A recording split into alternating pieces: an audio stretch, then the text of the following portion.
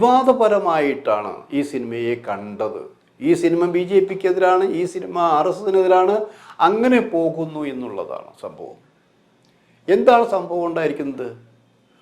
ഗോത്ര, തീവണ്ടി, വെപ്പ്, അതിൽ വെന്ത് മരിച്ചവർ, അതിനെ തുടർന്ന് ഗുജറാത്തിലെ വംശഹത്യ നടന്നത്. അപ്പോൾ രണ്ട് വിഭാഗം എന്ന് പറഞ്ഞാൽ BJP RSS വിഭാഗം ഒരു ഭാഗത്ത്, മറ്റൊരു ഭാഗത്ത് മുസ്ലിം സമുദായത്തിൽപ്പെട്ടവരാണ് എന്ന് പറയുന്നൊരു വിഭാഗം. ഈ രണ്ടാണ് ചരിത്രത്തിൻ്റെ ഭാഗമായി വന്നത്. ഇവിടെ ഫോക്കസ് ചെയ്തത് എന്താ? ഗുജറാത്ത് വംശഹത്യയാണ്. അതിൻ്റെ പേരിലാണ് ഇവിടെ വിവാദങ്ങൾ ഉണ്ടായത്.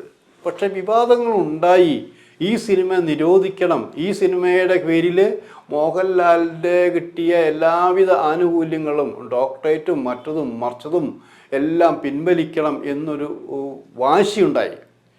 മാത്രമല്ല സിനിമാക്കാരൻ കൂടിയായ കേന്ദ്രമന്ത്രി സുരേഷ് ഗോപിയുടെ നന്ദി കാണിച്ചുള്ള പേര് അവർ പിൻവലിക്കുകയും ഒക്കെ ചെയ്തു.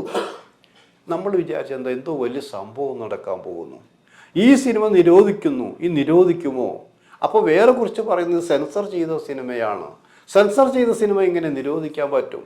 സെൻസർ ചെയ്ത സിനിമയിൽ വേറെ ആരുമായിരുന്നില്ല, BJPയിലെയും RSSൻ്റെയും 5 മെമ്പർമാരാണ് ഉണ്ടായിരുന്നത്. അവരാണ് ഇതിന് സർട്ടിഫൈ ചെയ്ത് വിട്ടത്. അപ്പം അവർ കാണാത്ത, അവർ നിരോധിക്കാത്ത എന്താണ് ഇതിൽ നിരോധിക്കുന്നത്? ആകെ പ്രശ്നമായപ്പോൾ സംഭവിച്ചത് എന്താ? പിന്നെ നമ്മൾ കാണുന്നത് എന്താ?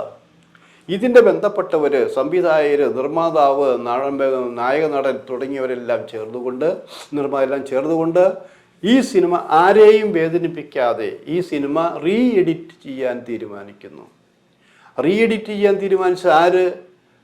BJP പറഞ്ഞിട്ടോ RSS പറഞ്ഞിട്ടോ സെൻസർ ബോർഡ് പറഞ്ഞിട്ടോ ആണോ? അല്ല എന്നാണ് അവർ പറയുന്നത്. അവരൊന്നും പറഞ്ഞിട്ടില്ല.